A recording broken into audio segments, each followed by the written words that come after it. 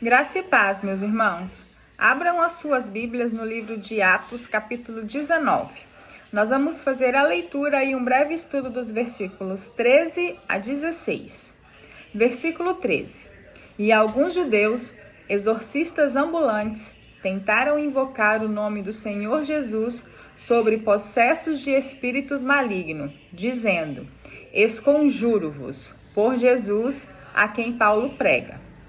Os que faziam isto eram 7 filhos de um judeu chamado Seva, sumo sacerdote. Mas o espírito maligno lhes respondeu: Conheço a Jesus e sei quem é Paulo, mas vós quem sois? E o possesso do espírito maligno saltou sobre eles, subjugando a todos, e de tal modo prevaleceu contra eles, que desnudos e feridos fugiram daquela casa. Graça e paz, meus irmãos. Vamos continuar o estudo de Atos 19, no versículo 13, diz o seguinte: E alguns judeus, exorcistas ambulantes, tentaram invocar o nome do Senhor Jesus sobre possessos de espírito malignos, dizendo: Esconjuro-vos. Esconjurar é o ato de ordenar com autoridade, por meio de um ritual, e expulsar espíritos malignos ou demônios de uma pessoa possuída. Isso que é o esconjurar. Então diziam: Esconjuro-vos por Jesus, a quem Paulo prega. Observem que não é por Jesus Cristo, pela fé deles em Jesus Cristo, mas é por Jesus a quem Paulo prega. Ou seja, eles ouviram dizer sobre Jesus e estão tentando se utilizar do nome que estava em evidência pelas pregações de Paulo para obter êxito nessa expulsão, entre aspas, de demônios.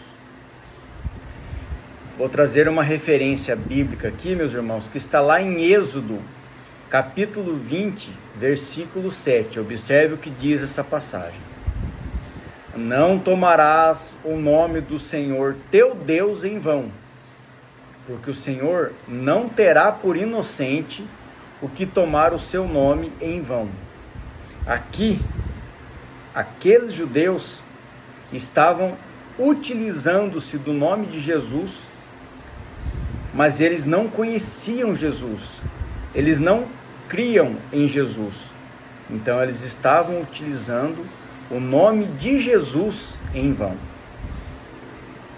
O versículo 14 diz assim: Os que faziam isto eram 7 filhos de um judeu chamado Seva, sumo sacerdote. Então eram vários homens, que eram 7 no caso, 7 irmãos, eram judeus e eram filhos de um sumo sacerdote. Será que os filhos do sumo sacerdote teriam conhecimento da palavra de Deus? Quem é o sumo sacerdote? É a mais alta autoridade religiosa de Israel, responsável por coordenar o culto e oferecer sacrifícios e representar o povo perante Deus, especialmente no dia da expiação, quando entrava no Santo dos Santos uma vez por ano. Será que os filhos do sumo sacerdote conheciam as Escrituras? Ou simplesmente estavam distorcendo a palavra para obter vantagens pessoais diante do povo? Os falsos mestres sempre existiram. Qualquer semelhança com os dias de hoje é mera coincidência. Muitos dizem que a igreja está se desviando do evangelho, que ela está começando a se perder, a se desviar.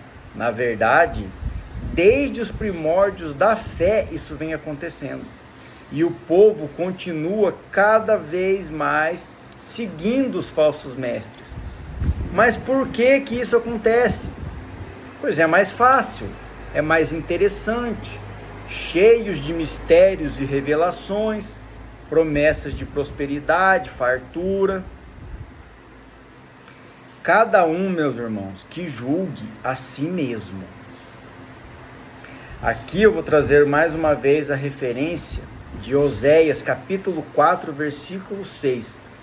Olha o que o profeta está dizendo aqui.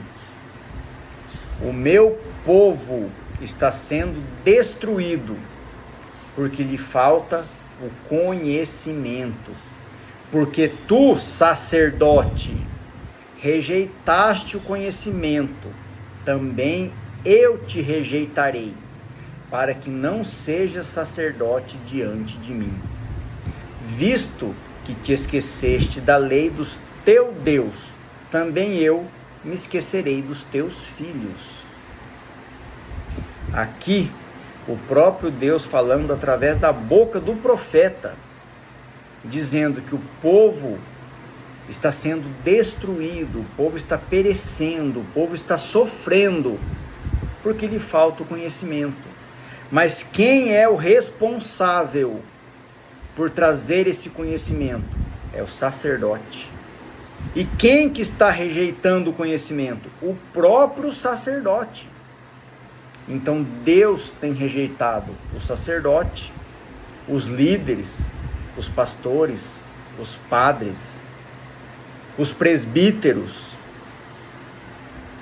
porque eles estão se esquecendo da lei de Deus.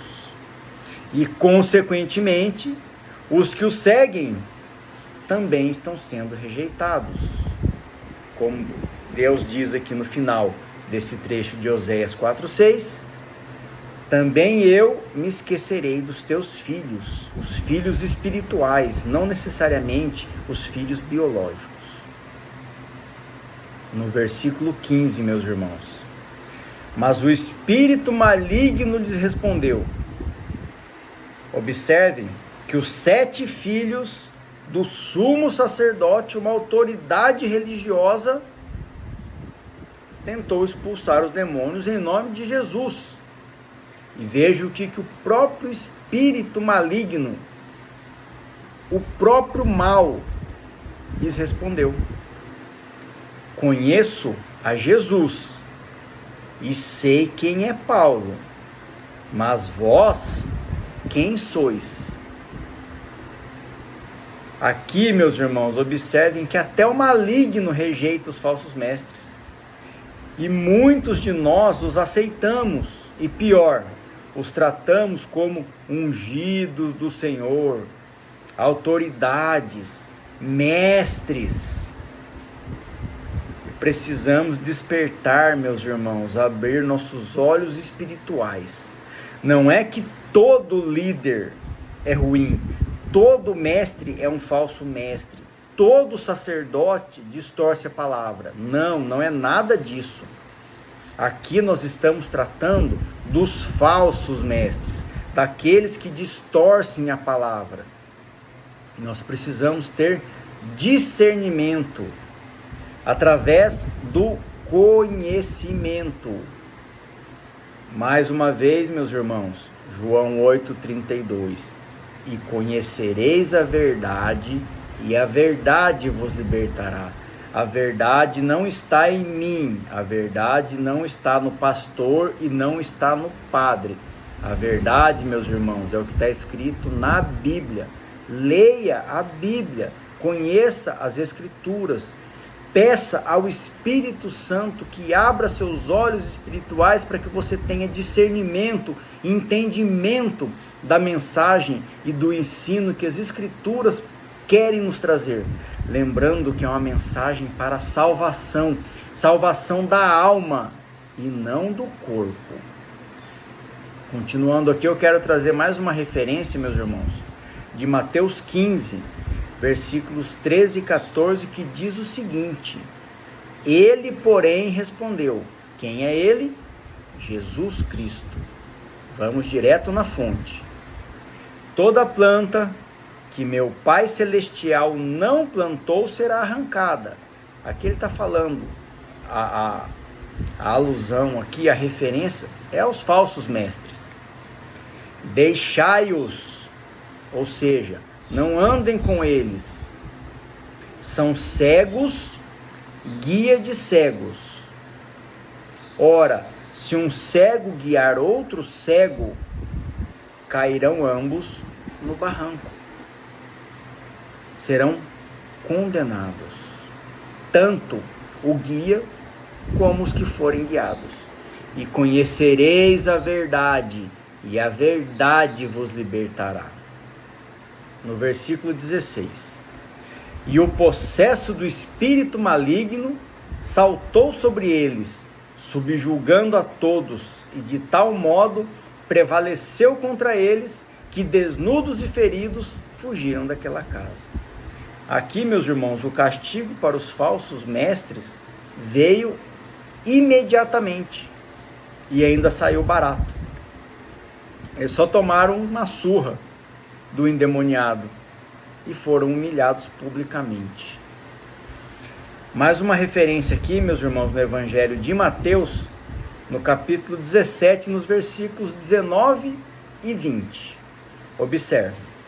Então os discípulos, aproximando-se de Jesus, perguntaram, em particular, por que motivo não pudemos nós expulsá-lo?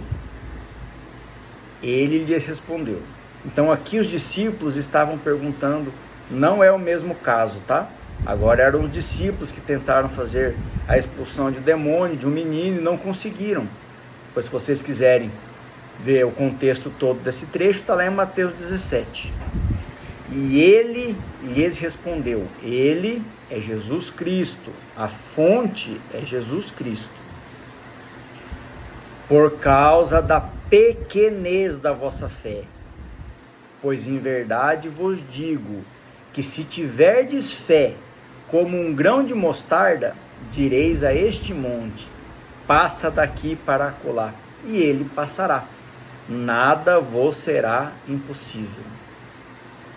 Já viram aquela expressão que diz que a fé move montanhas? É uma referência a essa passagem bíblica. Mas aqui, meus irmãos, mais um trecho da Bíblia que é muito distorcido pelos falsos mestres. Muitos se utilizam desse versículo para enganar os irmãos. É através da própria Escritura que os irmãos são enganados.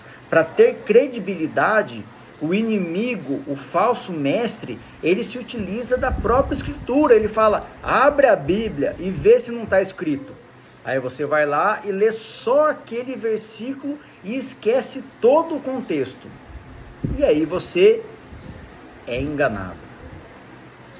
Afirmando, meus irmãos, que de acordo com a própria Escritura, na fala do próprio Jesus, está afirmando que você pode conquistar tudo que você desejar.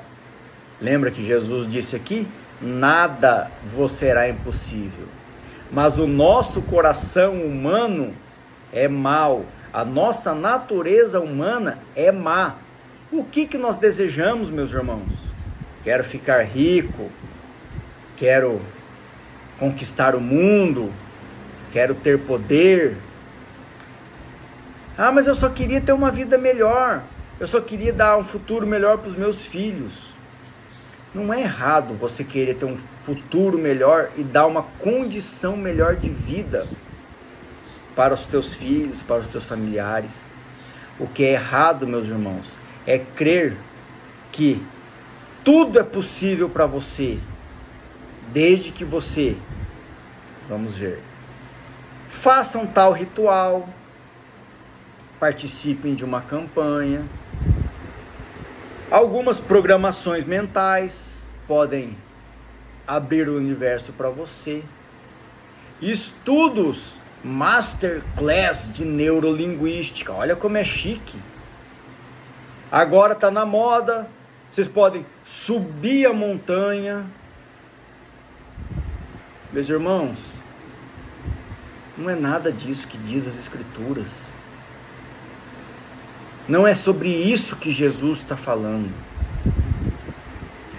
Todos esses rituais que muitos acabam fazendo para, entre aspas, conquistar tudo o que está escrito nas Escrituras, só servem para nos tornarmos tudo o que Deus não nos ensina a ser.